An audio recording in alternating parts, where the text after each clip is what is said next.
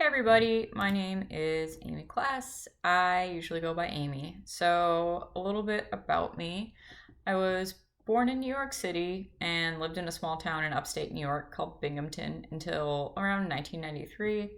In 1993, my dad, who at the time worked in the construction industry, had an opportunity to relocate to Florida for his next project, and he took his company up on the offer. So in July 1993, my family, which included my mom, my dad, my sister, and I, all relocated from Binghamton, New York to sunny Naples, Florida. I lived in Naples, Florida from 1993 until the time that I left for college in August of 2007.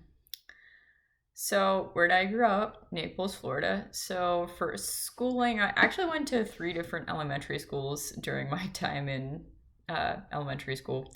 I started off at Laurel Oak for kindergarten, and then between first or kindergarten and first grade, my family moved, which meant I had to move, and I ended up going to Vineyards.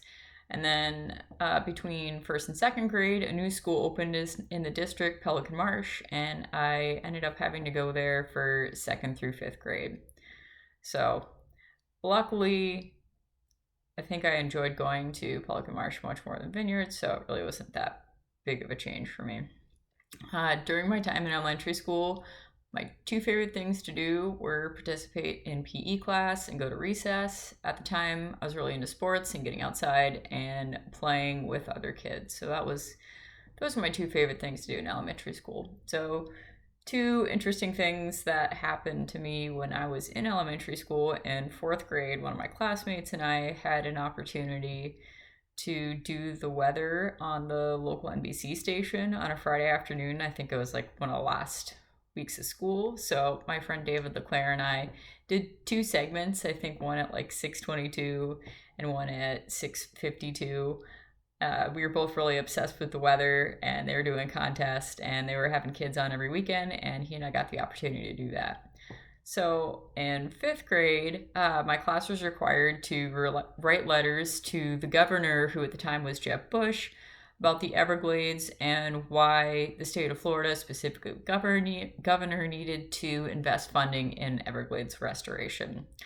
The letter that I wrote, along with another one of my classmates named Adam Gross, had such an impact on the governor that we were given the opportunity to meet the governor in the Everglades, as well as attend one of his addresses to the House in Tallahassee, where he was scheduled to introduce the bill for Everglades funding. So, real cool opportunity. Not a lot of kids got to meet the governor at the time, so I think I have a picture of myself with Governor Jeb Bush and my family floating around the house somewhere. So, for middle school, I attended Oak Ridge Middle School. One of the things that I remember most, well, a couple of the things that I remember most from going to middle school is a really, really zany science teacher I had for sixth and seventh grade. Her name was Mrs. Stamp. How much my love for music grew. I joined band when I was in sixth grade and was in band for all 3 years.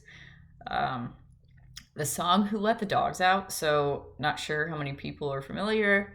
Oak Ridge Middle School, their mascot's the Bulldogs.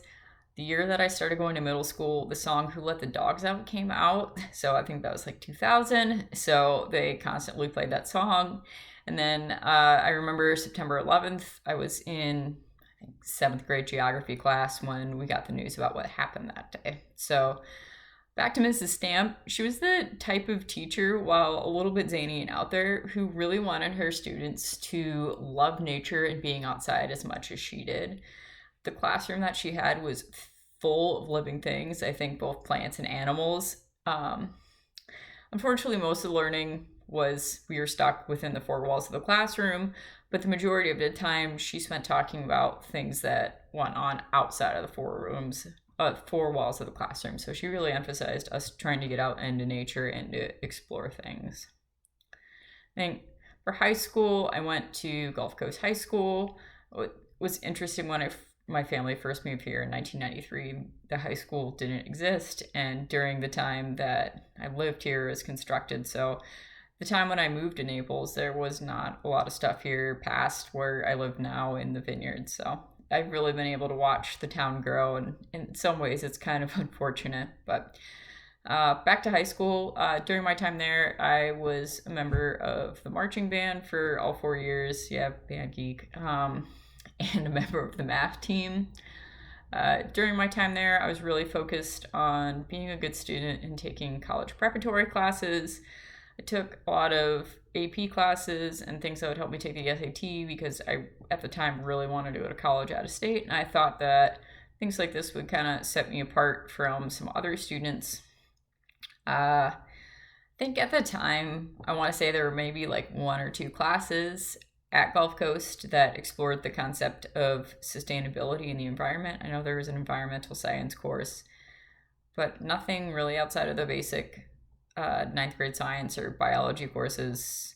And then none of my other courses really touched on the concept of sustainability very much throughout high school. I think most of the classes I took were, while very math, science, and world based, the concept of sustainability was not something that was really discussed back in 2003 through 2007 when I was in high school. So, a little bit about myself and my family. I'm the oldest of two girls. I am 3 years older than my sister Emily. My sister Emily actually graduated from FGCU 2 years ago with a degree in integrated studies. And she now works at the Naples Botanical Garden. So if anyone wants to go there, you're just let me know. I'll see what I can do. Maybe get a tour or some tickets. My parents actually waited until they had been married for about 9 years before they decided to have kids. So I think my sister and I are actually closer in age to our second cousins, excuse me, who are both in college now than our first. Most of our first cousins are in their 50s or late 40s, and our second cousins are all between the ages of 18 and 26. So big age gap in my family between my sister and I and the rest of our cousins and close relatives. So, excuse me. Growing up in Naples, I grew up in different neighborhood communities. I've lived in 3 different neighborhood communities throughout my time in Naples. The first 2 neighborhoods that we lived in, there was a park and a community pool located within the neighborhood. And then the neighborhood that I currently live in, we've lived in since 2000, and I'm staying back here with my mom right now. There's a pool in our neighborhood, but we live across the street from Vineyards Park. So you have access to walking trails, basketball courts, tennis courts, you name it. So it's been nice to have access to the outdoors, although paved, throughout my whole life. As for vacations and traveling with my family when I was growing up, vacations and traveling were things that were somewhat limited, especially after my parents got divorced when I was 10. So the 2 really big family vacations that I remember going on with my family when they were still together is we went to Disney World. I feel like that's a very, very typical Florida getaway with your family. And then we went to St. George Island, which actually ended up being one of my mom's favorite places to go. And we've gone back a number of times since I've been out of college the first time. Additionally, my mom took my sister and I on a couple trips to see her family up in a little town called Hickory Corners, Michigan. It's by Battle Creek, which is where the company Kellogg's is located. My mom took us there before and after my parents got divorced. My aunt and uncle have a small country home in Hickory Corners, but my uncle has a family lake house near Gull Lake. And we would spend most of our time in Michigan at Gull Lake, spending hours upon hours a day swimming and boating and just running around without a care in the world. A few summers after my parents got divorced, my dad took my sister and I on a trip to the Upper Peninsula of Michigan and like the tip of the Lower Peninsula. He took us to Fort Michilimackinac, which is right by the Mackinac Bridge, and to Mackinac Island. And then up in the Upper Peninsula, we went on a boat tour to see Pictured Rocks. and then also Tequamanon Falls.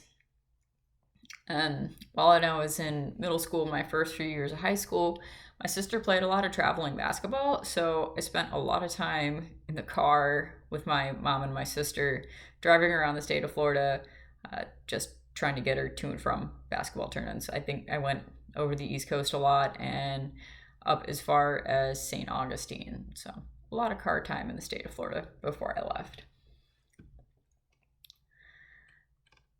As far as going to summer camp when I was a kid, I went to conservancy camp almost every year from second grade until the summer between fourth and fifth grade. The summer before I went to fifth grade, I went to sports camp. At the time, I was an absolute sports nut, loved being outside and playing whatever sport I could get my hands on. Sports was kind of my relaxation time from the demands of taking ballet, tap, and jazz classes 4 days a week. So it's a nice little respite for me. The summer before I went to sixth grade, I attended YMCA camp. Camp at the YMCA was a little bit more focused on the integration of sports and nature. So I remember taking a lot of field trips for that camp around like different areas in Florida that helped explore nature and the environment. I think after sixth grade, I didn't go to summer camp anymore. I think between sixth and seventh grade, I stayed home. And then between seventh and eighth grade, I started actually volunteering at the sports camp where I had gone for fifth grade. And then after I volunteered, I was old enough to start working there and worked there until I was a junior in high school. So I think I had a good opportunity to learn more about sports, but not so much about nature through that opportunity. So growing up, I feel like my interactions with the environment were rather limited, but I think that was more of my choice than anything else. My parents had always encouraged me to go outside and enjoy the beautiful weather and the environment in Florida, but it at the time, it wasn't for me. It really honestly took me until I left for Florida and going to college in Indiana to break out of my, like, what I want to call, like, the environment isn't for me phase of my life and really go to explore nature.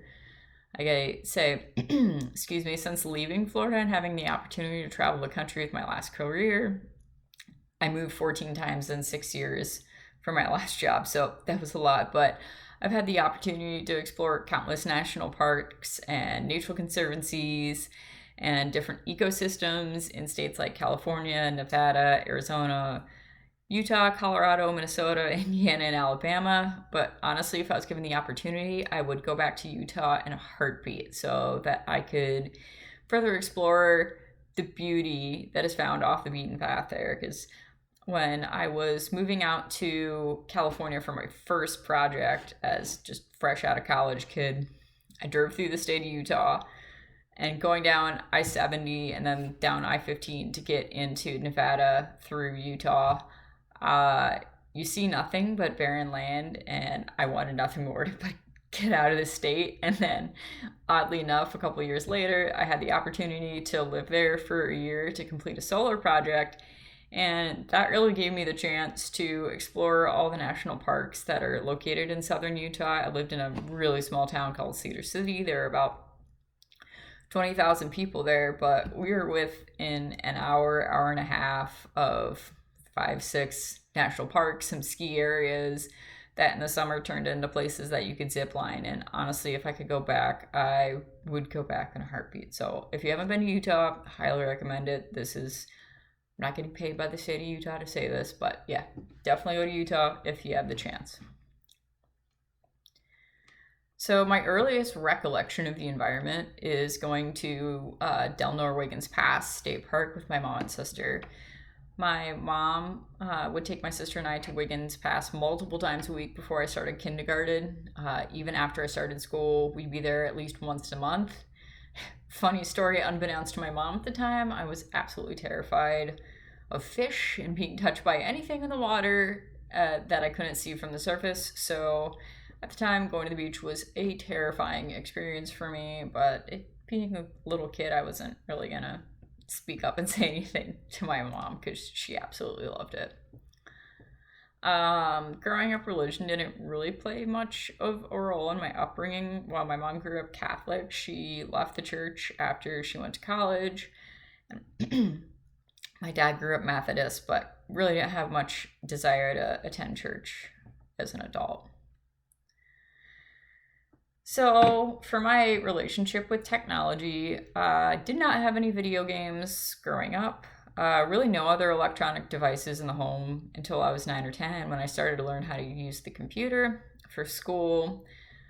Sadly, I think I spent the majority of my time in middle school sitting behind a computer screen. Not sure, I'm dating myself here. I talked to my friends on AOL Instant Messenger a lot, and I was kind of like the thing to do to stay in communication with people. Instead, I didn't have a cell phone. Most of my friends didn't, so we didn't text. So we were on AOL Instant Messenger, and it's a pretty safe thing to say that I was very addicted to doing that. I'd stay up all hours in the night talking to my friends. So, I did not get my cell phone until I was 15. My parents didn't think I needed one until I got my learner's permit, so completely understand, but 15 for my first cell phone. Oh gosh. I think my cell phone, I think having an electronic device, especially during the period of time when I was working, has really negatively impacted my relationship with the environment. So, working in the construction industry, work happened 7 days a week, almost 365 days a year. The company that I was working for at the time provided a small stipend for my cell phone on a monthly basis. So, I felt like I always needed to be checking my phone. Uh, Honestly, it was a really unhealthy relationship, and I didn't realize how bad it had gotten until I turned it off and handed over my cell phone when I was at residential treatment for an eating disorder. I went a little over 5 weeks there without answering a text message, email, or phone call, and it was relaxing, to say the least. The time that I had away from my cell phone made me realize like how attached I felt to it at times. Even now, almost 2 years after going through treatment and having my phone taken away, there are times now I just want to get rid of my phone because I realize like how addicted I'm really getting to it again and how toxic it is. So something that I've done that has great meaning to me is honestly going to treatment for my eating disorder. It took me months and months and months to realize that something was seriously wrong with me, and after I made that decision, well, it was still hard to tell my boss and everybody that I worked with that I felt comfortable with telling that I had to leave. I look back on it now and I know it was the right thing to do. I made some great friends while I was in treatment. I think I learned a lot about myself, and that time in treatment made me realize that what I was doing for a living, being in the construction industry, really was not something that I was passionate about. It wasn't something that I felt like I was best suited for me and who I am as a person. So, shortly after getting back to work, after going to treatment, I left my job, partly because I realized it wasn't for me, and partly because just how I was treated. You come back to work in an industry like construction after going away to get your help with a mental health problem, you're looked at differently by your coworkers. So it just wasn't the right place for me. Happy I made the decision to leave. So my first major with my first degree is in civil engineering with an emphasis in construction. I had a minor in mechanical, and my current degree is public health. My favorite course that I took in college so far, actually took this with my civil engineering degree, was a transportation engineering class. I had no desire to learn about transportation engineering, did not want to learn about roads, how to build them, but I had a professor named Professor Fred Mannering, who just had this bubbly personality, who talked about his personal life all the time. He was a unique guy, had a PhD, played in a grunge band in the 90s in Seattle, and did car testing for IndyCar at the Indianapolis Motor Speedway. He just made you want to learn. We played Jeopardy trivia games where we learned more about his life in class. But yeah, I was most drawn to him because it was more of a free-form thinking engineering class than a right or wrong class. So that was definitely my best course in college. I gotta say, being in construction, not many of my classes focused on sustainability a lot. I mean, we briefly touched on the concepts of sustainability and environmental literacy in a few of my courses in regards to like LEED certification through the U.S. Green Council, but not much else. For the most part, my previous education was focused on how things go together and why things are built a certain way, and not why we need to do things to maintain things how they are in the future. So not much of sustainability in construction, at least not now. I think things have changed since more of the green evolution, but not when I was back in college, back in the late, from 2007 to 2011. So the most significant thing that happened to me since I began university was actually the first time through college, making the decision to stay at Purdue instead of coming back to Florida to finish up schooling. I had a really, really hard time adjusting going to college out of state. And to make things worse, I didn't have a great roommate my freshman year and was really struggling to make friends. So when I came home for Christmas between my first and second semesters, I looked at colleges in Florida that I could transfer to in the fall. In the end, I was able to change dorms my second semester of my freshman year, which was a lifesaver. I ended up meeting a lot of great people in the dorm. They convinced me to stay at Purdue. So I think from this whole situation, I learned that I shouldn't give up on things that I've worked really hard for before exploring all my channels to make sure that I don't leave any stone left unturned before I make a decision I may regret. So the service learning that I've done so far, I packed food at Harry Chapin. I texted Americans to get them to register and encourage them to vote. And I took notes for another student doing my psychology class. I'd have to say my favorite thing so far has been texting Americans about voting. Being up to speed with current events and being involved with politics are things that are very important to me. And as a woman in this country, I feel like women fought hard for their right to vote, and I feel like it is not only my right, but my duty to speak my voice at the ballot box. For this class, I'm thinking about completing the gopher tortoise habitat restoration for my service learning project. My favorite things to do include exploring new places, traveling, trying new cuisines, kayaking, reading, going to concerts, doing yoga, doing word puzzles such as crosswords. Yeah, I'm kind of a dork. And number puzzles such as Ken and Sudoku. Tough choice with favorite place to hang out. Either a coffee shop, because I love the aroma. I spent a lot of time the first time I was in college studying at coffee shops just because I like the smell and people watching. It's always nice at a coffee shop. Or sitting around a campfire with a group of friends and enjoying a good laugh. My expected graduation date is May of 22. My current career goal is to be an epidemiologist. I'm kind of drawn to epidemiology, more specifically public health, for a number of reasons. During my time in treatment for my eating disorder, I realized that I was really passionate about trying to help others, and I felt like my true passion could not be met in the construction industry. Epidemiology, which is the study of how diseases and health problems are distributed in the population, kind of felt like it fit more to me liking math and my ability to help people. So through my work as an epidemiologist, I hope that I'm able to make progress in fixing the problems of cost, accessibility, and quality that are currently present in the healthcare system. So one thing that's really memorable about me, my past job, I worked for construction industry, renewable energy. So I had the opportunity to climb wind turbines, climbed probably over 100 of them by now. First time I went up, I was an intern for the company and absolutely terrified, scared of heights, didn't want to do it. One of my coworkers dragged me up. Best experience of my life. If you have an opportunity, highly recommend it. Other than that, the other times that I went up to help supervise and do quality checks on what's called top out. So when they finish putting all the little turbine parts together, you have to go up and make sure all the bolts are tight and do checks with some of the workers that are putting it together. And then I also did final inspections before we would turn over the turbines to the owner's representative. So I'd go back up tower with an owner's representative, a representative from the tower manufacturer, and typically an electrician from the tower wiring company.